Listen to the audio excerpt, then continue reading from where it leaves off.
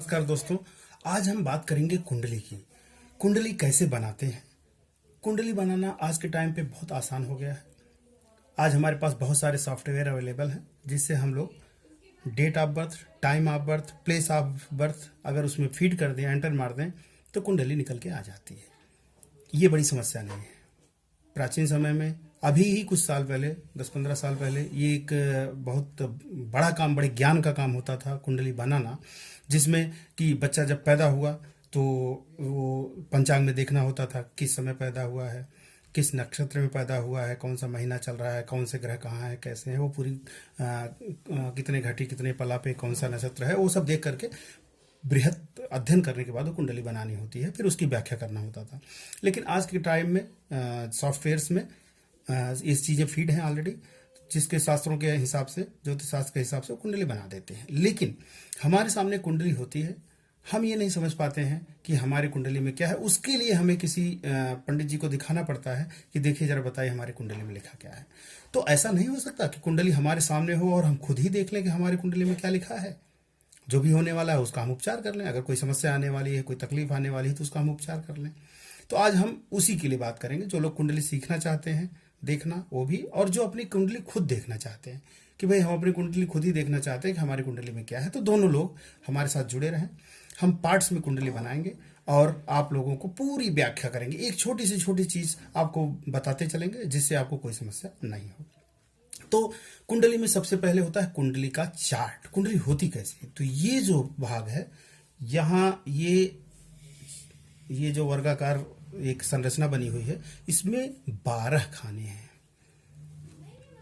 यही जो 12 खाने होते हैं, यही होती है कुंडली, लग्न कुंडली। इसी कुंडली से, इसी एक पेज की कुंडली से ही हम बच्चे के, जो बच्चा पैदा होता है उसके विषय में पूरी जानकारी कर सकते हैं कि वह कैसा, उसका चेहरा महरा होगा, कैसा उसका स्वभाव होगा, वो कहाँ से पैसा कमाएगा, उसको संघर्ष करना होगा या सब कुछ आराम से मिल जाएगा, उसके पास घर गाड़ी, माता पिता कैसे होंगे, पुत्र पुत्री होंगे नहीं होंगे, कितने होंगे, शादी कब होगी, उसको क्या कष्ट होने वाला, उसको पत्नी कैसे मिलेगी, उसको नौकरी कैसे मिलेगी, सरकारी मिलेगी, प्राइवेट मिलेगी, आमदनी उसको कहाँ से मिलेगी, खर्चा उसका कहाँ होगा, कहाँ कहाँ से आमदनी उसको मिलेगी, क्या नेचर होगा, धार्मिक होगा, अधार्मिक होगा, हिंसक होगा, अहिंसक होगा, जितनी भी जानकारी उसके विषय में है, पूर्व जन्म में वो क्या था, कैसा था, उसके माता पिता से कैसे संबंध है, भाई चाचा से कैसे संबंध रहेंगे, उसका नेचर कैसा होगा, एग्रेसिव होगा, शांत होगा, धार्मिक होगा, अधार्मिक होगा, ये सारी जानकारी हम इस चार्ट से, इस चक्र से जान सकते हैं। अगर हमको देखना आ जाए तो, अगर हम देखना जान जाए तो हमें विस्तृत व्याख्या जो कुंडली की मिलती है उसको देखने की जरूरत नहीं पड़ेगी। मात्र एक चार्ट से हम इसको देख लेंगे। लेकिन है तो ये बहुत छोटी सी, एक छोटा सा एक पन्ना है, लेकिन इसको समझने में समय लगता है। कारण कि इन्हीं चक्रों में, इन्हीं 12 घरों में पूरी कुंडली समाहित है। तो ऑब्वियस सी बात है कि अगर 100 पेज की, 200 पेज की कुंडली बनती, इसी के ऊपर व्याख्या होती तो सारी चीजें इसमें कनेक्ट होती हैं, यहाँ से ये में कहीं न कहीं से। तो हम क्या करेंगे, डिटेल में बात करेंगे, लेकिन इसको हम क्रम से करें। 5-6 क्रम है जिसको हम बताएंगे। पहले आप इस कुंडली को देखना जानिए कि है क्या कुंडली में, फिर उसके आगे बात करेंगे। तो सबसे पहले क्या होता है कि जो कुंडली होती है इसमें 12 घर होते हैं, 12 हाउस होते हैं। 12 घर होते हैं। कितने होते हैं? 12। इन्हीं 12 घरों में ये सारी चीजें होती हैं। तो ये है पहला घर, जिसको हम लग्न भी कहते हैं। ये जो पहला चौकोर है इसको हम लग्न कहते हैं, प्रथम भाव। यह द्वितीय भाव हो गया, दूसरा घर। तृतीय भाव, तीसरा घर। चतुर्थ भाव, चौथा घर। पंचम भाव, पांचवा घर। षष्ठम भाव, छठवां घर। सप्तम भाव, सातवां घर। अष्टम भाव, आठवां घर। नवम भाव, नौवां घर। दसम भाव, 10वां घर। 11वां भाव जो है ये 11वां घर है, और ये 12th हाउस 12वां घर है। तो इनको 12 भाव, 12 घर, 12th हाउसेस ये बोलते हैं। कुल मिला के ये अस्थाई होते। ये कभी भी कुंडली में चाहे जो भी स्थिति हो, ये घर कभी चेंज नहीं होते हैं। तो चाहे हमारी कुंडली हो, आपकी कुंडली हो, किसी की कुंडली हो, सबकी कुंडली में 12 घर होंगे और सबकी कुंडली में यही इनका क्रम होगा। ये पहला होगा, ये दूसरा होगा, ये तीसरा होगा, ये चौथा होगा, ऐसे 12 घर होंगे। इसमें ऐसा नहीं कि हमारे में एक है तो दूसरे में ये दूसरा घर होगा, नहीं, सब में ये पहला ही हाउस, इसी क्रम में ये हाउस होंगे। और ये जितने भी घर है इनका अपना अपना प्रभाव है। इन घर, ये इसको अब अगर आज की भाषा में समझे तो इसको डिपार्टमेंट समझ लीजिए। जैसे सरकार है, गवर्नमेंट होती है, उसके डिपार्टमेंट होते हैं, एचआर डिपार्टमेंट है, फाइनेंस डिपार्टमेंट है, गृह मंत्रालय है, आपका विदेश मंत्रालय, वो सारे हैं। तो सबका अपना अपना काम है। वैसे ही इन जो 12 घरों है, ये 12 घर का अलग अलग काम है, भाव है।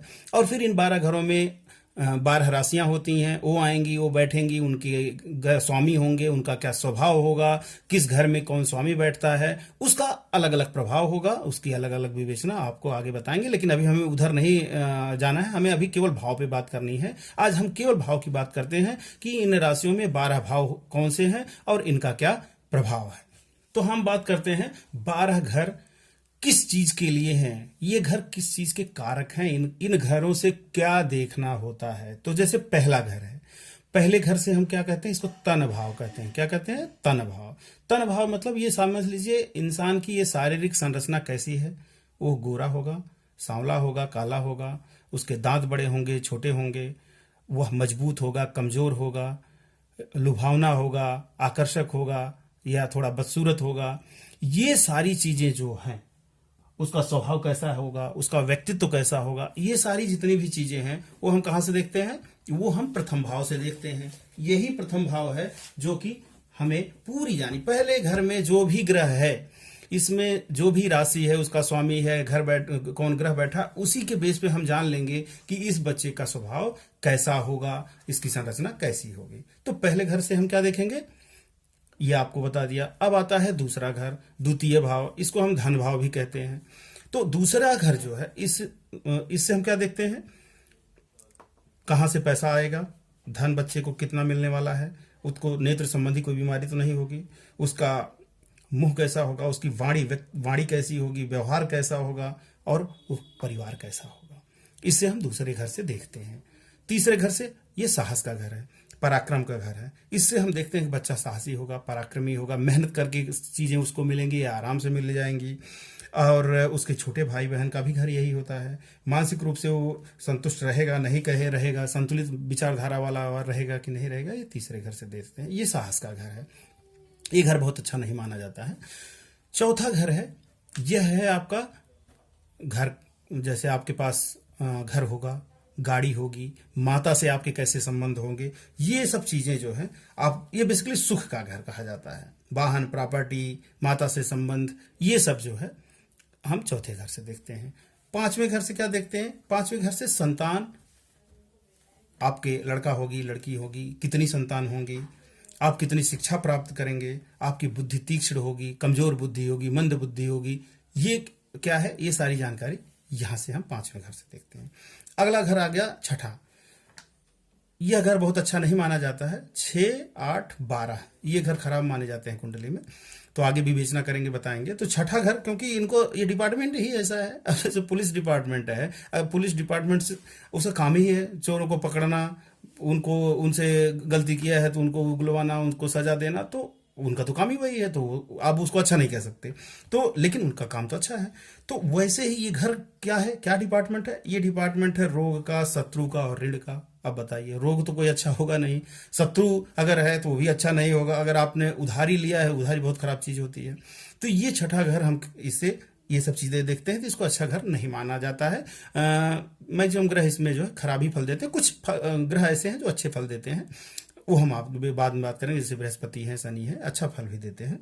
तो ये हो गया आपका छठा घर। सप्तम भाव जो है, यह पत्नी का घर है, पति का घर है। दोनों कुंडलियों में स्पाउस का घर माना जाता है। इससे जो है हम स्पाउस का, विवाह कब होगा, देर से होगा, जल्दी होगा, जीवन साथी कैसा होगा। इससे हम बिजनेस का भी देखते हैं, पार्टनरशिप का। अगर आप बिजनेस कर रहे हैं तो चलेगा, नहीं चलेगा, आपका कैसा चलेगा। तो ये हम सातवें घर से देखते हैं। अब इसमें कौन ग्रह बैठता है, उसका क्या प्रभाव रहता है, उस हिसाब से रहेगा कि आपका अच्छा है या खराब है। आठवां घर, ये भी अच्छा घर नहीं माना जाता। जैसे हमने बताया 6, 8, 12 घर खराब होते हैं। कारण कि अब अष्टम घर से क्या देखा जाता? आयु, मतलब आपकी उम्र कितनी है, दुर्घटना, खतरा, मृत्यु, इसको मृत्यु घर भी कहते हैं। तो मृत्यु घर है तो आप जान लीजिए इसमें क्या ही अच्छा होगा। लेकिन कुछ ग्रह इसमें अच्छे फल देते हैं, कुछ ग्रह कष्टकारी बना देते हैं और उसको बढ़ा देते हैं और तकलीफ बढ़ा देते हैं। तो अष्टम घर से कुल मिला के इसको मृत्यु का घर कहा जाता है। ये अच्छा घर नहीं माना जाता। नौवां घर, जो 9वां घर है ये आपका भाग्य का घर है। क्या है? भाग्य का घर। इसी को पिता का घर, गुरु का घर, धर्म का घर ये कहा जाता है। तो इस घर से हम देखेंगे कि आप धार्मिक होंगे कि नहीं, आप ऐसा तो नहीं कि आप हिंसक होंगे, धर्म नहीं मानेंगे, आप अच्छे संस्कार के होंगे कि नहीं, पिताजी से आपकी बैठेगी कि नहीं बैठेगी, पिताजी आपको मानेंगे कि नहीं मानेंगे। तो ये सब जो है ये हमें, आपको गुरु अच्छे मिलेंगे नहीं मिलेंगे कि नहीं, आप गुरु का आदर करेंगे नहीं, पिता का आदर करेंगे कि नहीं करेंगे, धर्म का आदर करेंगे कि नहीं करेंगे, ये सब चीजें हम 9वें भाव से कहते हैं। तो ये भी एक अच्छा घर माना जाता है। अगला घर आ गया 10th, इसको कर्म भाव भी बोलते हैं। कर्म, व्यवसाय, नौकरी, आप किस दिशा में काम करेंगे, क्या करेंगे कि आप सफल हों, कौन सा व्यापार करें कि आपके बढ़िया से आपका व्यापार चले, कौन सी नौकरी आपको मिलने वाली है, ये सब जो है हम 10वें भाव से कर्म स्थान, ये भी बहुत अच्छा माना जाता है। उसके बाद आता है एकादश। एकादश मतलब 11वां घर। ये जो घर है 11वां घर, यह घर क्या करता है? ये लाभ का घर है, आय का घर है, इनकम का घर है कि कहां से आपकी आमदनी वाली है, कौन सा रोजगार करेंगे, कौन सी नौकरी करेंगे कि आपको जो है धन प्राप्त जहां से होने वाला है, वो ये आय का घर। यहां से हम इसको देखते हैं। इससे जो है आपका अभिलाषा पूर्ति, लाभ, ये सब देखते हैं। अगला घर आ गया 12वां, जो कि बहुत अच्छा नहीं माना जाता है ये, क्योंकि खर्चे का घर है। अब खर्चा अगर होगा तो अच्छा नहीं लगता किसी को, तो खर्चा, इसी से नुकसान भी देखा जाता है कि आपका लॉस होने वाला है कि नहीं, आपका खर्चा कैसे होगा, और इससे मोक्ष भी देखा जाता है कि आपको मोक्ष प्राप्त होगा कि नहीं होगा। तो ये क्या कुल मिलाकर के 12वां घर भी उतना अच्छा नहीं माना जाता, मैक्सिमम ग्रह इसमें अच्छे फल नहीं देते। तो अपने पास 12 भाव हो गए, 12 डिपार्टमेंट हो गए।